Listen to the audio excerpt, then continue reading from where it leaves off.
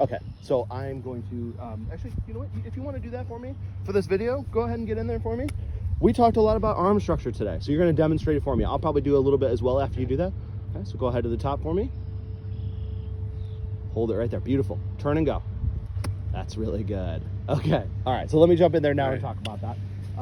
I would say that video we just took you that you demonstrated for me was probably about 90% of what we're looking for, maybe 80% somewhere in there. Wasn't absolutely perfect, but was pretty darn good, and you'll be able to see that here when I send you this video. So obviously, first, thank you for the session. It was enjoyable to meet you after working with your wife a little bit. So wanted to just kind of summarize what we talked about today all in one place.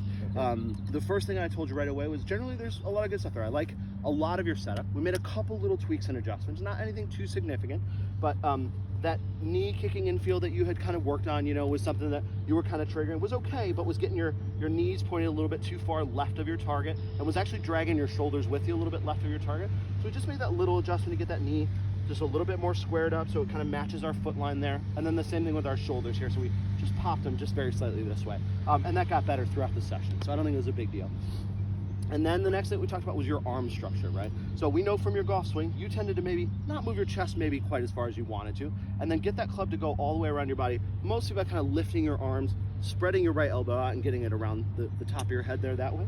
So we encourage you, my kind of cheesy phrases, but you know, the waitress holding the tray of drinks, this is kind of our goal here with our right hand and arm is get that close to vertical. It's okay if there's a little bit of tipping here, but when we put our left arm on there, get that club this way so that it's connected to what our chest is doing. We keep these forearms a little bit closer together. Get this club up here. Ideally, we have that club supported right underneath that shoulder, but key to do that by turning our chest, right? We can't just lift our arms back in this position when I feel like our chest is turning back to help support that and get us in the position.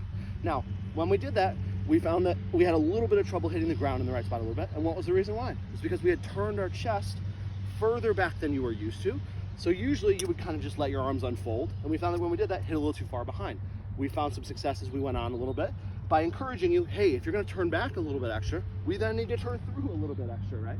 And we hit some balls off a few low tees to kind of encourage you that direction. I think we saw good success there. And then at the end of the session, we had you doing that little pause drill where we were getting you set up normally.